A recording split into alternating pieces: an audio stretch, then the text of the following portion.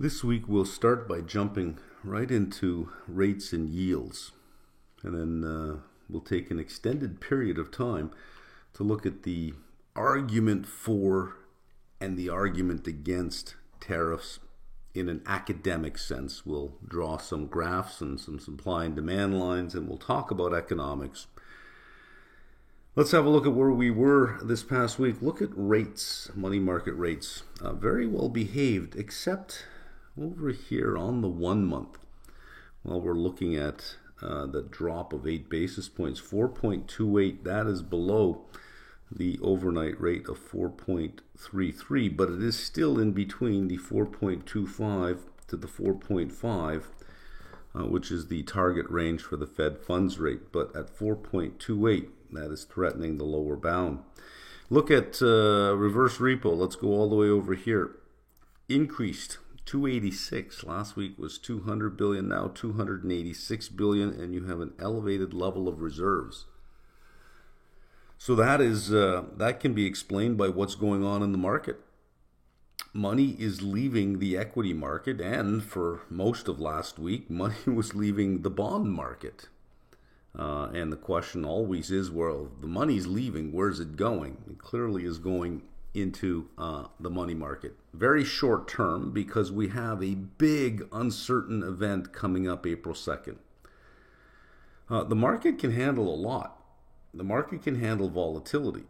The market can handle risk. It knows how to price that stuff, but uncertainty is the worst thing. And we have, I think, maximum uncertainty right now. So the 1 month yield dropping to 4.28, the reverse repo increasing, and reserves increasing are a direct result of the level of uncertainty.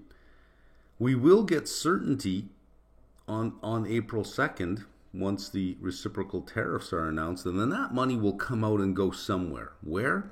I don't know. That's the point of waiting until you are certain. Money doesn't mind going somewhere with volatility because it knows how to price it. It just doesn't like going somewhere where there's uncertainty. So uncertainty will end hopefully April 2nd. What we don't want is, okay, you get an exception, tariffs for you, and for everyone who got an exception, let's revisit it in 30 days again. This kicking the can down the road 30 days at a time. You get something like that on Wednesday, S&P could easily correct another 10% into bear market territory. Small caps are almost at bear market territory now. So hopefully, whatever happens on Wednesday, good news, bad news, whatever it is, just certainty. Because the market can price everything else. It can price risk and volatility, but it can't price uncertainty. So let's just get to that. And hopefully next week we'll see this correct back to a range closer to 4.35, 4.33. We have 4.3 over here on the 4 month.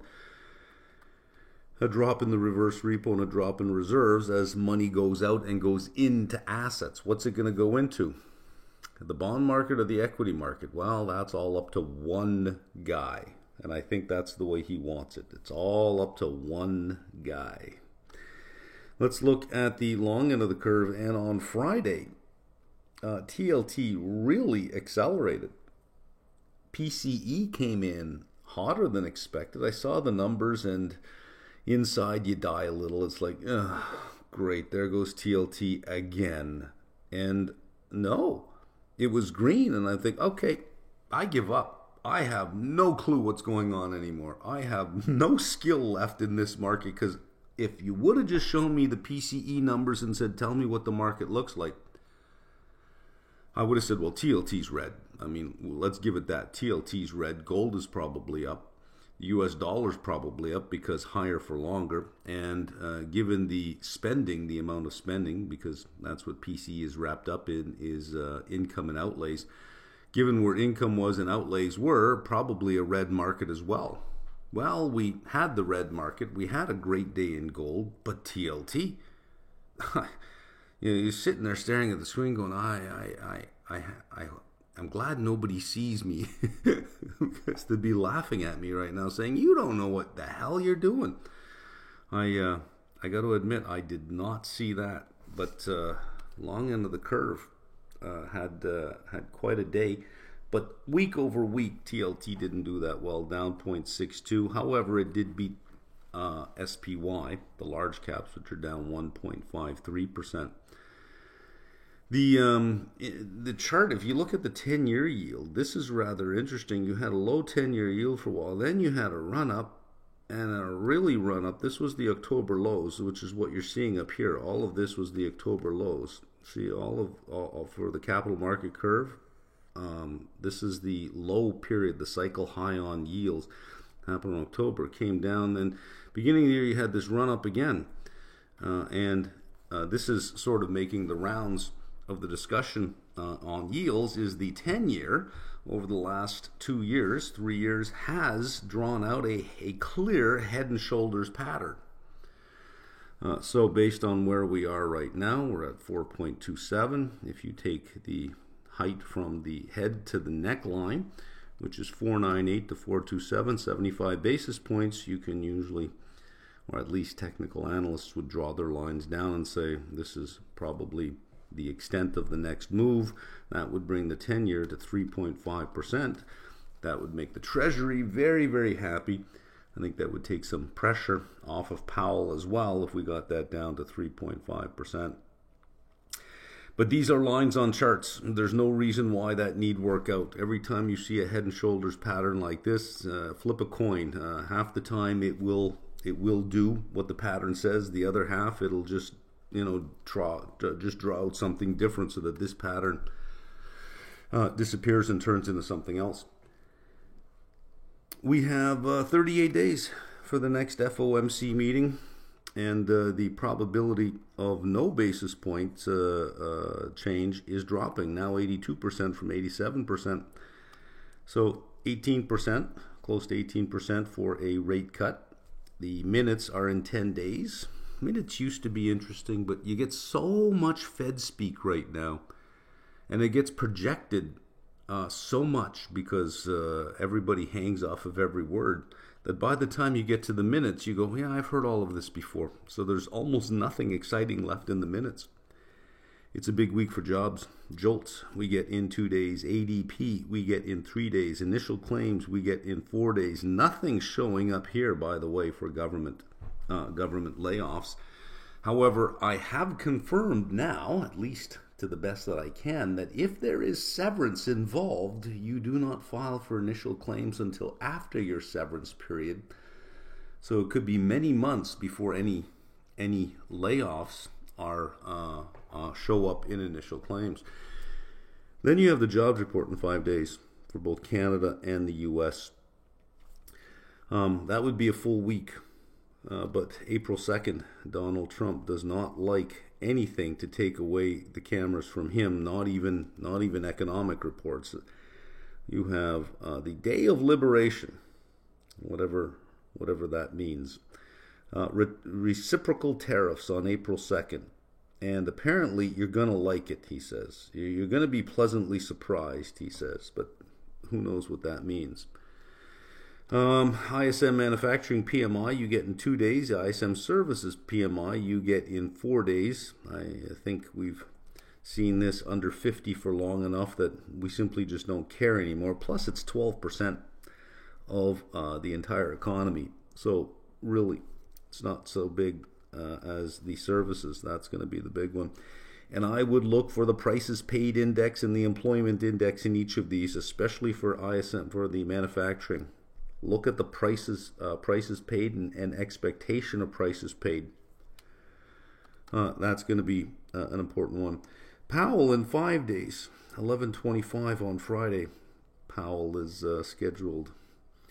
Let's go over to our curves. We still have an inversion in the 3-month to 10-year. There's not a big inversion, 6 basis points. And the Fed funds futures back to 74 basis points between now and the end of the year. We have 6 FOMC meetings left. This is pricing in 3 in 6. Yeah, I seem to think it's a little more, but 3 and 6. I don't like the odds of betting at 3 and 6. if this guy were 1 in 6, then yeah, load up on Fed funds futures. 3 and 6. Wednesday could change the whole thing. If you get reciprocal tariffs across the board with no exemptions and no carve-outs for anything, and these 25% tariffs on autos stick right across the board, this will quickly price in 5 to 6. It could be that severe. But if you get these carve-outs on Wednesday, where for Mexico and Canada, you get a statement of, well, we don't know how to price the tariff because of the U.S. versus Canadian content. We get that parts cross the border. We don't know how to price it, so we're not going to put it in place just yet, but we're going to figure it out. Don't you worry. Another 30 days. We'll figure it out in 30 days. It'll be something like that. And if the reciprocal tariffs are more thought out and more targeted and made more sense, maybe some on China, maybe some on India, maybe some on Germany, but the big across the board stuff is off the table. This could quickly move to price in only 1. So there's going to be huge volatility in this contract on Wednesday. And again, the market can price that in. What can't price in is the uncertainty. Who the hell knows? Best just to kind of avoid that one for now, because it's going to be a coin flip to figure out, well, which direction are we going to go? Because that is what good leaders do. Maximum uncertainty, right? That's the sign of good leadership. Mexico Central Bank cut rates 50 basis points last week. Let's have a look at real rates and the break-even rates. Interesting story here. Look at the slope between the 5-year and the 10-year. The real rate here, 1.4 versus 1.9. 50 basis point slope. In the nominal space, it's only 29. So we would expect an inverted curve on the break-even rates, meaning higher near-term inflation expectations falling as we go out further, and we have that 2.58, 4.3, 3.7. The 20 is a weird tenor, so we usually just ignored 3.7 down to 2.7. So you have inflation expectations, or what are called break-even rates, the difference between tips and nominal, downward sloping, whereas real rates are upward sloping. The steeper this gets, the more likely market participants are betting on a recession, because this would start to get a lot more inverted, meaning that inflation expectations longer out are getting lower and lower. Nothing gets there like a recession. So this is signaling a direction towards recession. OAS still saying nothing to see here, please go away. Investment grade, no change week over week. At AA, nothing. Triple B, only 1. It's the high yield that is showing something. Widening of 10 basis points on the index. Double B's widened by 10. Triple C widened by 7. Still, that's really nothing. Considering the volatility we're seeing in public equity markets, the volatility we're seeing in treasuries, the spreads are going, nothing to see here, folks. Leave us alone. Go away. Same with mortgage rates, 6.65. Only a change of 2 basis points week over week. Mortgage apps down 2% for the week ending March 21st. And let's look at GDP now, because it got really ugly. Negative 2.8%. And that's after updating the trade deficit. Trade deficit is X minus M, GDP, which is Y, is equal to the consumer, plus investment, plus the government sector, plus the trade balance, X minus M. So with some updates to these components, the contribution to Y from the trade balance, which is a trade deficit, went from negative 3.95 to negative 4.79, which brought this from negative 1.8 to negative 2.8. This over here, goal adjusted, is, well, what if you took the import of gold off, because that's happening for other reasons. So let's take the import of gold off. It would be negative 0.5. My thinking is this is going to get worse going into March 31st, which is the end of the first quarter. Last week, one guy announced 25% tariffs on all autos coming into the U.S. That stance softened as the week went on, but still that was announced. And because as a good leader, he instills a lot of certainty, the automakers are saying, since we have no clue what this guy's going to do, what this one guy, not the government, not the administration, not Congress, not the Republican Party, what this one guy will do, let's just bring as much into the country as we possibly can before this date. So when we get first quarter GDP, if we look at the components, I'm sure you'll see imports taking a huge chunk out of GDP, the surge in imports because of trying to front run the uncertainty of this tariff is going to make Q1 GDP look pretty bad, which I don't know if the Fed is going to do enough to look past it. Are they going to say, well, look, part of the bad reading for Q1, if it is a bad reading, is let's just think about the trade deficit. Let's take gold out. And then let's take a lot of these autos out. Let's normalize it because that never would have happened. We'll adjust it for the amount of inventory that has shown up. Will they do that, or will they see this as having a psychological effect that will affect the decisions of other companies that then say, uh-oh, that's an ugly number. Let's adjust our plans going forward. Will it increase the probability of a rate cut? We're not going to get this number till the end of April. So we'll already have a central bank meeting behind us. Actually, no, we won't. Sorry, May 7th. May 7th is the next central bank meeting. We'll actually see Q1 GDP before the central bank makes its decision. I don't know why I was thinking this would come out after. So Q1 GDP just got raised in terms of its importance. It comes out before the Fed has its next meeting, which is May 7th. Okay, let's have a look at SPY. Started off the week pretty good. Monday, big pop. Tuesday sort of continued on, then Wednesday, Thursday, and then Friday, the big dump on Friday. Now down 9.25% from its all-time high. It already touched 10% down before and just stopped short of correction territory, at least in the regular session by 4 o'clock. The 554 you're seeing here is after hours. Ended at 555 and change. Down 925. Looking at small caps, IWM peaked under 200 during the course of the day, but it's the finish that matters.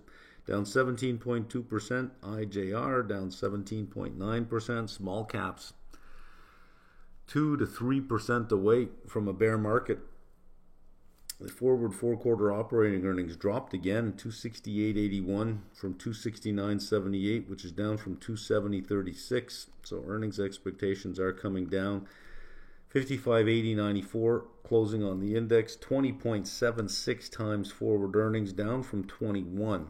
Starting to get to be a more reasonable price, but still at the upper end of the range. This would have to start getting into the 18 to 19 range to say, okay, well, that's pretty much in within a historical range. You're looking at a multiple of 2 with 268, so 530 more points off of 555. And getting to 5,000 on the index would put you in that range, assuming that earnings didn't fall even more. If earnings fall even more to get into the 18 to 19 range, you'd have to drop even more. But you're talking about down here, getting way down here. Haven't been there since, a year ago. And then maybe briefly threatened that back in August. Let's see what happens. This week, we have 3 companies reporting. Actually, 2 companies reporting. Can't get it straight. That's a disappointment because there's only there's only two or three. I don't know. They both agree on ConAgra and Lamb Weston. Only LSEG has ExxonMobil. IV last on SPY 18.6 up from 16.6, on TLT 13.6 up from 13. Put call ratio open interest is really interesting, down to 1.89 going into the Friday. Protection either being removed or far more calls being purchased. 1.89, 0.4 on TLT, which is about where it's been for some time. But the put call ratio on SPY has been over 2 for some time, down to 1.89. So there could be some thinking, much like my thinking, is that when you get to April 2nd, it's not going to be as bad as what we think it's going to be. It's actually going to be a lot lighter, not because of any change in strategy, only because of these numbers. You are pretty much at correction's door on the large cap and almost at bear market's door on the small cap, and you really can't blame this on Biden. This is all the result of one man and the just the not the volatility he's introduced, but the uncertainty that he has introduced. This cannot be lost on him, and it cannot be lost on those around him who predominantly rely on the market and predominantly come from the market, right? You surround yourself with billionaires, they're going to remind you every time taxes hurt them or investments hurt them. So I'm sure he's looking at this saying, okay, let's see if we can't manage this into something. Because his tone had changed a little last week in terms of what we can expect. And the tone on the auto tariffs changed as well, to the point where it was supposed to be the morning of April 3rd, these things go into effect, but that because of the content of the vehicle, so a vehicle is assembled in Ontario, Canada, let's say, but has 60% of the parts that had been sourced in the US, then it's over 50%. It would not have the tariff. Well, how do you track all of that value added in the vehicle? Right? You got to do all the parts, and then you got to do the parts of the parts, then you got to do the parts of the parts of the parts. Can't be done, not easily. All the certificate of origins that you're going to need to get that done. Now, I've imported before. I know about the certificate of origins. You have to have those for your broker. Usually your broker's pretty good at getting them for you, though.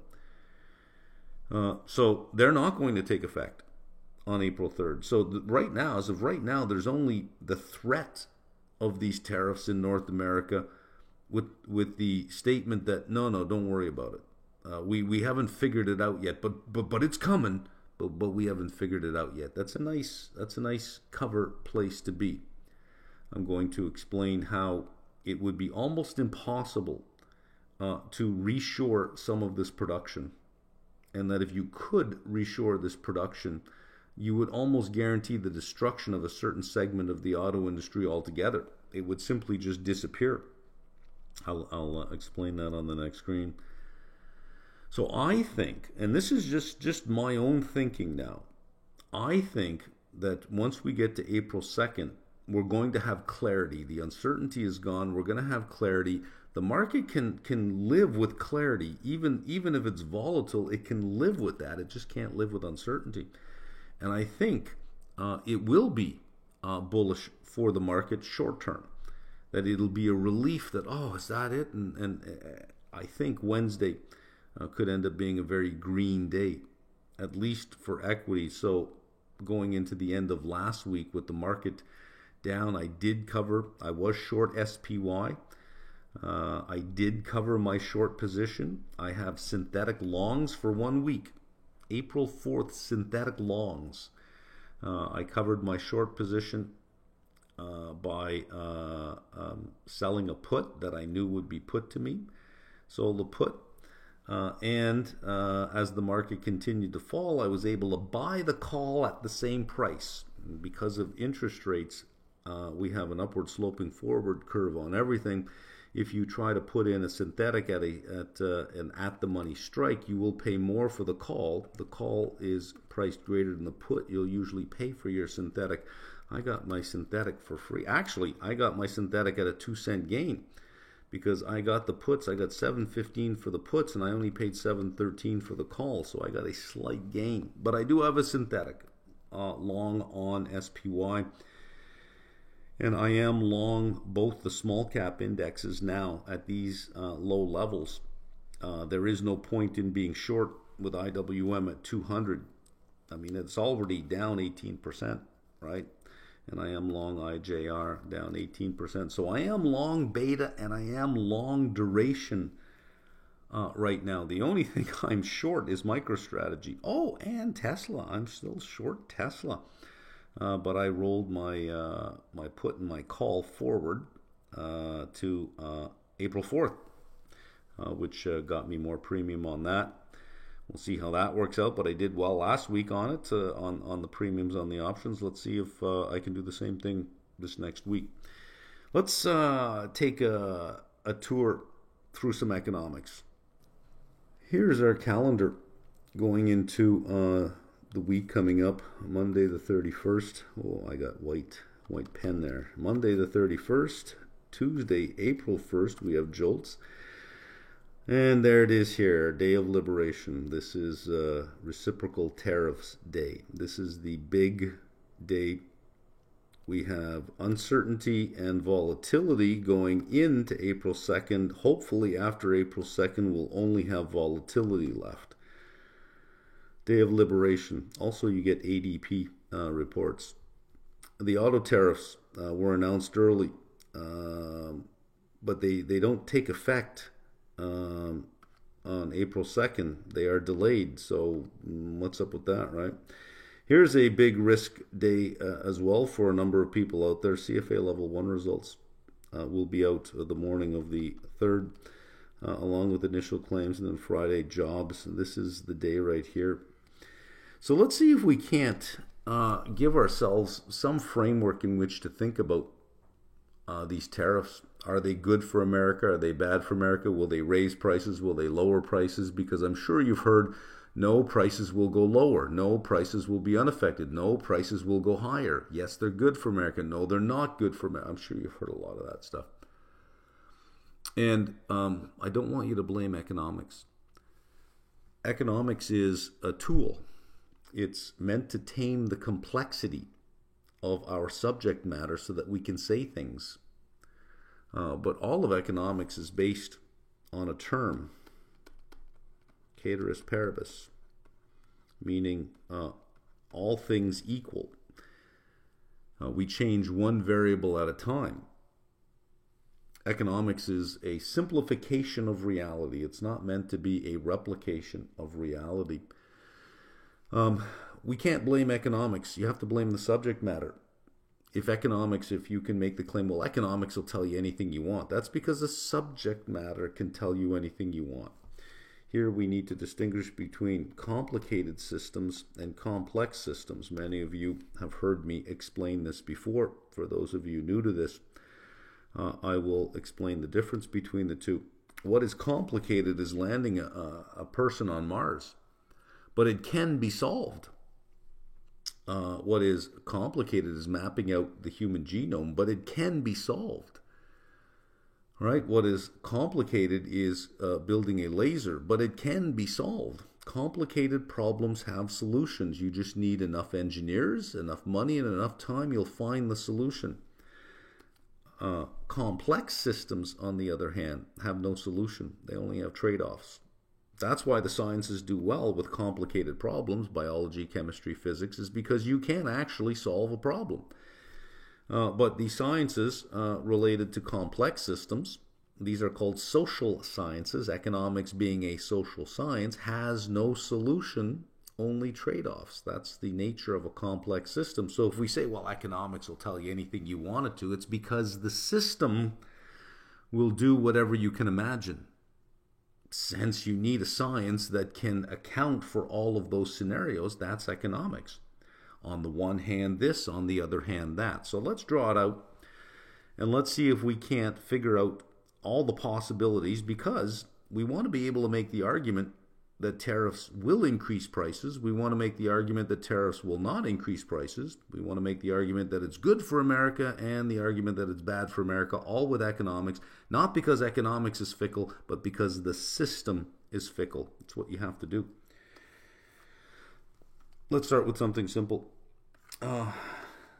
Anybody who's been through economics can recognize this chart right away and probably are getting shivers and sweats from their first year macro class. Here is supply, here is demand. And what this is saying, as the price of something drops, the quantity demanded will increase. I'll buy more if it's $10 than if it's $20, right?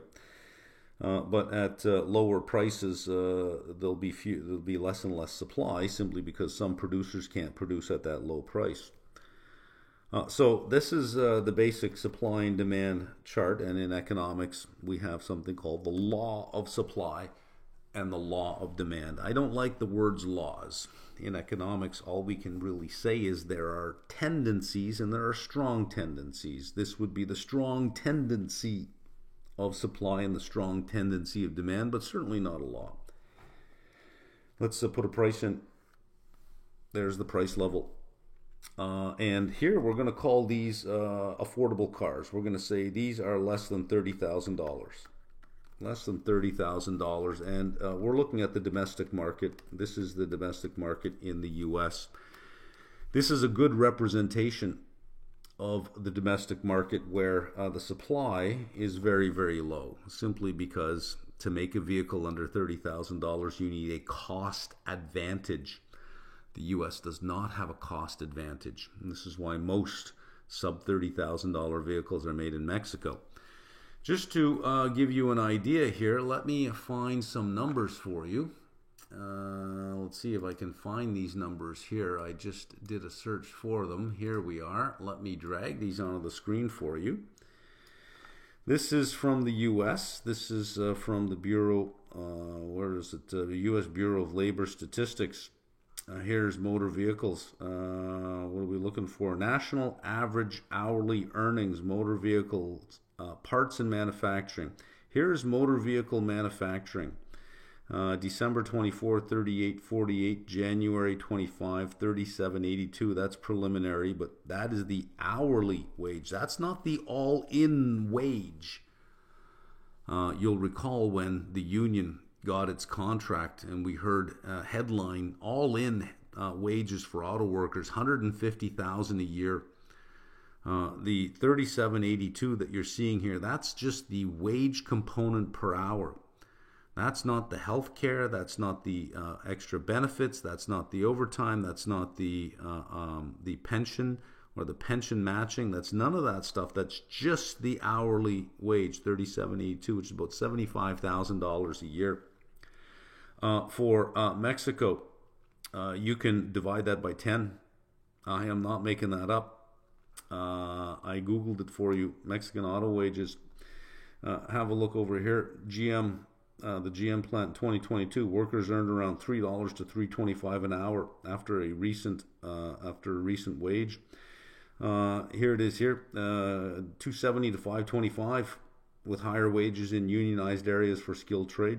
By the way, when I Google, I really like this AI overview that you get right away. I rarely get down to the search results now. I just look at these and then you have all of the links over here. These are so relevant now. It is getting better.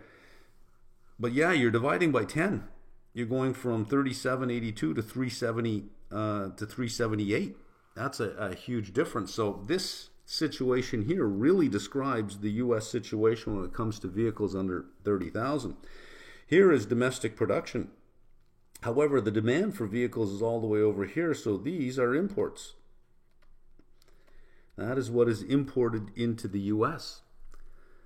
And the U.S. would like to change that situation, say, well, they should be made in the U.S. Well, if you have a small tariff, let's say you put a tariff over here, you're not going to get rid of imports. You may get some increase in domestic production, but the price would be higher.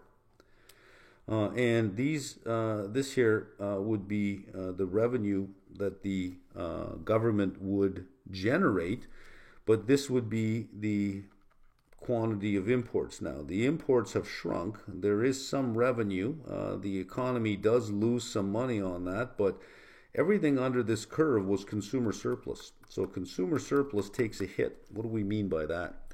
Well, if you paid $30,000 for a vehicle, let's say this new price was $31,000 after that small tariff. Well, now you're going to pay $31,000. The sum of all those $1,000 across all the vehicles sold in the U.S. is now not available to be spent somewhere else. That means the surplus the consumer had is lower. So the higher the price, the less surplus there is, the less money they have to spend somewhere else. So sure, you were able to maybe increase some employment and production in the U.S., but at a higher price, at the expense of that, the sum of all those $1,000 being spent in other places, which would take away production and employment in those other places. But what we want to do, or at least what the administration would like to do, is get rid of this imports altogether, which is sort of at odds with what they're saying. Trump is saying, oh, these tariffs are going to raise billions of dollars for the U.S. Well, if they're going to raise billions of dollars, that means the imports aren't really going to change or go away. But by saying it's going to bring jobs back to America, you have to get this price high enough that it does justify no imports, that it does bring the jobs back to America. And if it does, then you're going to raise no money with tariffs.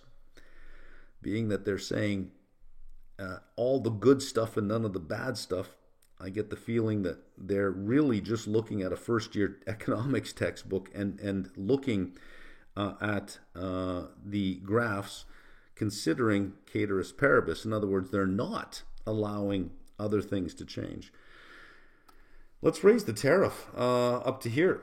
Let's make it a big tariff. In other words, let's put 25% tariff on this thing, so that it's not $30,000 anymore. It's $37,500 because we put a 25% tariff on there. Let's draw that out. Here is our demand, here is our supply, and now we're going to put a tariff up here. We're going to raise the price to $37,500 because we really want to encourage the market to move towards domestic production. Here is where we were before. This was our imports. Well, now look at where we are. Demand is down here, supply is up here. Domestic supply would be up there. You have a production surplus. And now you don't need any more imports because you've crushed demand enough. You've raised the price, $37,500, such that you can use higher cost labor to get it done in the U.S. Because now the domestic price will be $37,500. If I'm importing the vehicle and it's $37,500, and I'm making some of it domestically, why would I ever sell it for $30,000 when the price is now $37,500? I will sell it for $37,500. The only way I'm going to make more of those vehicles, by the way, is if it is $37,500. I need margin to produce those vehicles because they are such low margin vehicles. So there we are. We got rid of imports. Now the thinking is, well, this is what we're hoping will happen, is not just a move along the supply curve, but an actual shift of the supply curve by companies setting up their facilities in the U.S. So we have a new supply curve. Supply has shifted outwards because there is more productive capacity. And if that's the case, there's the new price. It's not $37,500, it's somewhat lower. And if we're really lucky, we can really convince supply to show up here, there'd be no change in price.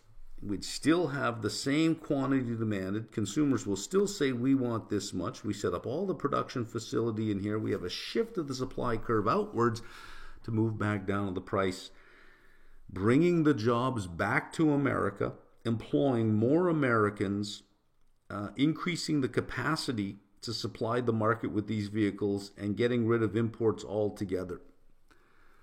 So if we had that outcome, how much is the U.S. raising in tariffs? At this point, zero. But we have production, and we've maintained consumer surplus because we are now producing at the same price. This, by the way, cannot happen. This would never happen. It cannot happen. And this just comes down to the economics of the vehicle. I don't know who said this. I'm going to attribute it to a previous CEO of Walmart, I think. If you do not have a cost advantage, do not compete on cost. Here's what's going to happen. When you look at margins of vehicles, the higher the price of the vehicle, the higher the margin. The lower the price of the vehicle, the lower the margin. I'm not talking about dollar amounts. I'm talking in terms of percent. So that a sub $30,000 vehicle might have a 1.5% margin, but an SUV might have a 15% margin. The higher the price of the vehicle, the greater the margin is, which means you can operate a plant with lower volume because your contribution margin, the dollars you make per vehicle, this is your selling price minus your variable costs. Your selling price minus your variable costs, if you multiply that by your quantity and divide it by your fixed costs, you'll get your cost per vehicle that you have to achieve. You need a certain amount of volume to cover off your fixed costs. The higher the margin, the lower the volume that you would need. The smaller the margin, the higher the volume you would need. If you attempted to reshore all of the production of $30,000 vehicles or less, you would massively overproduce for the American market. And that's why they're made in Mexico, because you need to produce in very large scale at low cost. So from the Mexican facility, they are imported into the U.S. to meet the demand there, but you still have more. The U.S. can't absorb everything that's being made, so it gets sent to other Latin American and South American countries. And because they have lower GDP per capita, lower income per person, you have to be able to sell that vehicle at a lower price. So you cannot have that much production in the U.S. because if you did have that much production in the U.S., you have to rely on exports. And you would need far more production in the U.S. than you would need in Mexico, because you now have to overcome a $37 wage, not a $3.70 wage. So you would have to make so many more cars to cover off, because your contribution margin would be even lower because your labor costs are 10 times greater. So you have to make a hell of a lot more, which means you have to export a hell of a lot more. Well, if you had done this diplomatically, well, maybe you could export, but because of the method of doing this, you get 25%, and you get 25%, you're all ripping us off. There will be retaliation, which means good luck exporting those vehicles, because other countries are going to say, well, it's a lot more expensive now. That's the point of making them in Mexico, is because you have to be able to take all the excess capacity which you need to generate to be profitable on that plant, and you got to sell it somewhere else. No one market can absorb that much.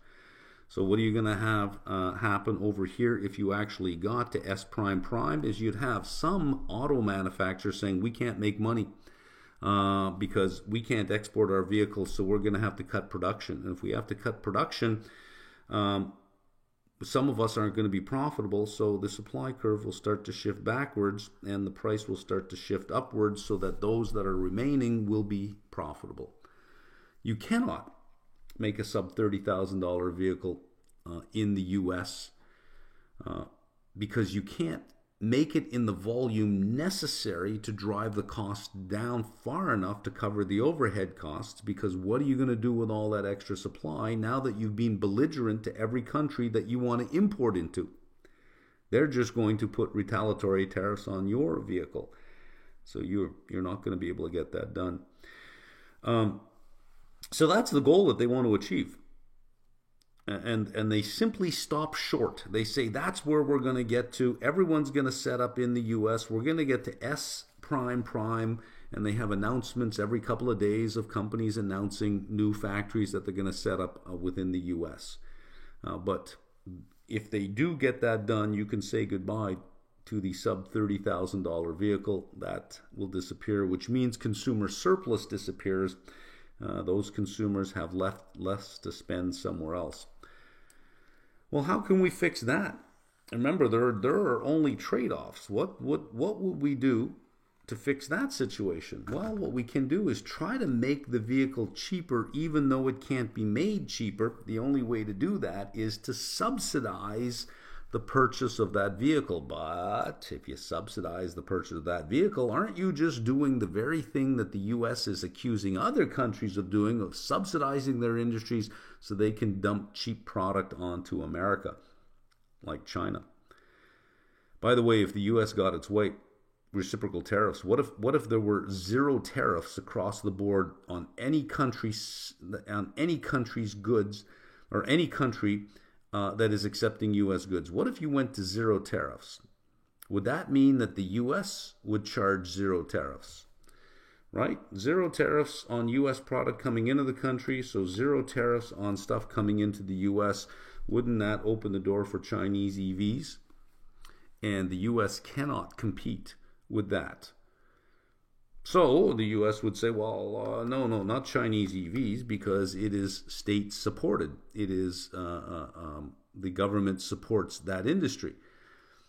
Well, how are you going to get that vehicle in the U.S. that you're thinking that you want under $30,000? If it can only be made for $37,000 in the U.S., you got to have some kind of subsidy to get the price down. Is that not the same thing as China is doing?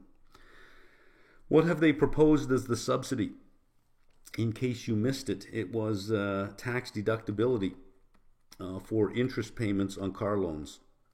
Tax deductibility for interest payments. And because it's the lower incomes that tend to finance their vehicles, it would be a progressive tax in that sense, because most lower income people, the bottom 50%, typically finance their vehicles. The top 10 or 20% typically pay cash for their vehicles. They wouldn't have the deductibility of the interest payment. The bottom 50% don't make a choice. They pretty much have to finance their vehicle. And we know that most people don't pay attention to the sticker price they pay attention to the monthly rate that they pay. You'll go from 5-year loans to 6-year loans to get that done. And since you can deduct the interest off of your tax, the after-tax cost of the vehicle would be lower. Well, isn't that a subsidy? Isn't that a subsidy from the government to the auto industry to support it? This is a transfer from the taxpayer to the auto manufacturer, which, as a shareholder of GM, because I do own GM, I have no problem with that. I hope the U.S. does, in fact, implement interest deductibility from income for tax purposes, because it would benefit the automakers incredibly. Here's how this situation would play out, because we do have to think about ceteris paribus. This is never true, by the way, only because the economy doesn't allow it to be. Economics has to invoke it to be able to say anything. Economics is not the problem. The system is the problem. There's always trade-offs. Let's look at what would happen. Right now, you have 0% interest on some cars that you can buy. But if you take a vehicle that was selling for $90,000, it will be now $98,000 at 0%. If you tell the dealer, and you can do this, try it for yourself, go into any dealership that's offering APR, says, I don't need your APR, I'm just going to pay straight up cash, I've got cash, you'll see the price of this vehicle drop. Why? And this was told to me by somebody who is in the industry, who runs a dealership, saying this is how it's done. This difference over here, this $8,000, is the present value of all of the interest rate payments the car manufacturer would have to make to the bondholders. So the dealership will sell $90,000 in bonds to back this, and it may have to offer 6% on that over 5 years. So it figures out what all the interest payments are going to be. It takes the present value and it increases the price by the present value. So you are paying interest on that vehicle. It's just in the price of the vehicle. That's how you get to 0% APR. There is no 0%. It's an illusion. It's a lie. You're all being lied to. There is no 0% interest. It's in the price of the vehicle. If you said, look, I don't need your 0%, I'm going to pay cash, you'll see how quickly that price comes down. The present value of all the interest payments comes right out. Well, if I can do this, if I can bring the interest rate down to 0 by bringing the price of the car up, I can go in the reverse order. Because if it wasn't 0%, if I said, well, it's a 6% loan, then it would be a $90,000 vehicle, not a $98,000 vehicle. Well, what if I said it's an 8% loan? Wouldn't that be an $88,000 vehicle, or 89 or 89,223? Wouldn't it be lower? What if I said it was a 10% loan? Couldn't I get that out the door for 86,000? See where I'm going with that? So you can get to a sub $30,000 vehicle. I'm just going to make the interest rate higher that you pay, but don't you worry, good sir. That interest is tax deductible. So what we'll do is we'll put some of the purchase price of the vehicle into the interest rate to give you a better after-tax cost. We'll manage this down. That is going to be a huge transfer payment from the taxpayer to GM. Thank you very much, taxpayer, for supporting my bottom line, because that's the money that I get. I get that money. The investor class gets that money. That is the unintended consequence. What's that going to do? It'll make the deficit even worse. It doesn't make the deficit better. So if you actually get to this point, what is the unintended consequence of getting there is that you will destroy half the brands that are out there. Half the car companies are going to say, we can't make money at this level. The ones that are left will be selling these $30,000 vehicles for $37,000 or $36,000. And if you do get the interest tax deductibility, they can then lower the price back to $30,000 by offering you a 15% loan. Don't worry, the 15% is good for you because you get to deduct all that interest. And if you're deducting that interest, you're not paying those taxes. If you're not paying those taxes, revenues go down, the deficit gets even bigger. Deficit gets even bigger, interest rates go even higher. If interest rates go higher, then the interest rate on this thing has to also go higher, which means the interest rate deductibility goes higher, which means tax revenues go lower, which means the deficit goes wider. You see what happens on the other side? There are only trade-offs. And the higher those rates go, the more it crushes other activity in the economy as well. Okay, let's go back to our original supply and demand chart, and let's start thinking about all things equal. Let's draw this out again. There is actually, we're going to draw it out two ways. Okay, there is our chart. But here we're going to put price, and here we're going to put quantity. Here we're going to put value, and here we're going to put quantity. This would be demand, this would be supply. Here it's the other way around. This is demand, this is supply. What is this saying? The reason I don't like price, I don't want to call this the law of supply and demand. I prefer to call it the strong tendency, is because I can raise my price and raise demand at the same time if my value proposition increases. So let's say that I increase the size or increase the quality of what I'm giving you, and I increase my price. So let's say that I was giving you 50 units of quality, however we measure that, and I decide to give you 75 units of quality. Instead of $10, I'm going to charge you $12. I've raised my price 20%, but I've increased the quality by 50%, so that the value you get per dollar has increased. So I can raise my price and raise demand if I increase the value proposition that goes with it. So under value, as the value proposition increases, demand would also increase. You can increase the value proposition by giving the same stuff at lower prices. That's what this chart is over here. Or giving greater value for the same price. And you can increase demand even though price is not moving. Or increase the value faster than you increase the price. You'll still get an increase in demand. So I much prefer this chart over here. Here's where we were originally, which would put us over here. Supply would be very low, demand would be very high, and the problem is solved with imports. And it's the same thing over here. Because of this low price, the value proposition for consumers is very high, so demand is over here, but not so much for suppliers. They can't meet that value proposition. So this is the amount that is met with imports. It's really just the inverse of what we're looking at over here, but this gets us past the unfortunate situation of saying, well, wait a minute, if you raise your price, you'll lose sales. No, not if you increase the value proposition. You want to increase demand, increase the value proposition. That means you can continue to raise prices as long as you continue to raise the value higher than that. For those that have been through my CFA courses or the applied level, I've always followed that dictum that I don't mind raising prices because costs increase. You have to raise your prices, but you got to find a way to deliver more value if you're going to raise your price. Period. The value proposition must get better even though your price is increasing. So how do we keep ceteris paribus? Which means if we have a tariff, we can get to a point, let's say, we can figure out where that tariff is such that we don't have to rely on imports any longer and domestic production picks everything up. How do we get there?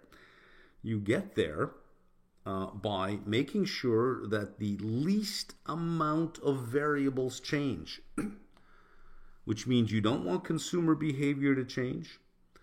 You don't want anything else to change anywhere in the system. The least amount of change possible, the more likely this outcome is to be the strong tendency of what the state would be, the state of the system would be after the change in one variable. To do that, you must be very diplomatic, and you must get there incrementally. One big move like this is too much of a dislocation. You have to get there very incrementally over a period of time such that nobody really sees it coming and that there's plenty of time for adjustments within there. And that no consumer in any other market decides that they're going to change their behavior because of this. Because this is just one product in one market. On the other side of this is every other country's same supply curve for the same thing that you're doing. And if you say, well, we're going to put our tariffs on here of coming into this market, if you have retaliation, then every market is going to do the same thing. And they're not going to retaliate if it doesn't affect you. They're going to retaliate where it does affect you. So you're going to have an offset in another industry. Perhaps there's another industry that relies on exporting and suddenly there'll be a tariff on that and now they can't export, they'll suffer. So whatever you create over here, you will destroy somewhere else. And that is invoking a stronger form or a weaker form of all things change. Well, we didn't do it incrementally. These are big jumps all at once. We didn't do it diplomatically.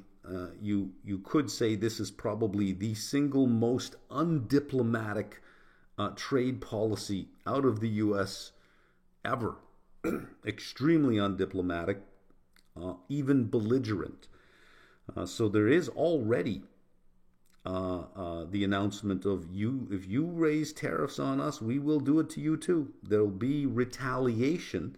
Even though the tariffs on Wednesday are reciprocal, there's already been announcements that we will retaliate. Not only that, consumers in other countries have now started to retaliate as well. So all of this is off the table because we cannot hold all things constant. All of that is off the table. So hopefully, on Day of Liberation, the one guy, or hopefully the administration, will try to impress upon that one guy that we must get as close to this as possible, all things held constant. And now he's sort of been threatening the car companies, don't you dare raise your prices, don't you dare raise your prices, trying to keep all things the same. He's been saying to other countries, if you even think of retaliating, we're going to double the tariffs, trying to keep all things the same. But you cannot threaten the consumers in other countries, say, if you don't keep buying American, we're going to hunt you down. We're going to get you. You can't say that. And that's already going on. So we are not at the Caeteris Paribus. Although the guy is trying to get there, he's trying to get there from threats. On Wednesday, will he get there by taking a softer stance? No one will fault him for China. No one would fault him much for India. 70% on the way into India. No one would fault him much for that. Germany, yeah, they're protectionist as well. No one would fault him there. But Canada and Mexico are to the U.S.'s advantage because the U.S. cannot make a sub $30,000 vehicle. It cannot. It cannot produce at the volume necessary to satisfy its market and export all the others with the technique that it's used to date. So it's a lose-lose situation across the board. Will he be far more focused, and will he deliver to the market some certainty that is needed? None of this 30-day bullshit of let's do this in another 30 days, let's do this in another 30 days, because money will just go to another market where there's certainty. Could pull it off. It depends on this. Caeteris Paribus. How close can he get to all else constant? How can he put these things in place and get these charts to work the way he wants? The only way they work that way is if you have a very strong form of all things equal, which means you have to minimize everything else, and that's not going to be done with threats. It has to be done with policy. It has to be far more diplomatic and understandable. That's the uncertainty. Is this guy going to do that? And that's what we'll find out on Wednesday. Maybe on my Q&A, my weekly Q&A. I'll wait till Wednesday to do it, and we'll see what the results are, and then we can sort of look at how it affects this, and we'll have some kind of, maybe I can do a commentary in real time of how we think it's going to affect that. That's it.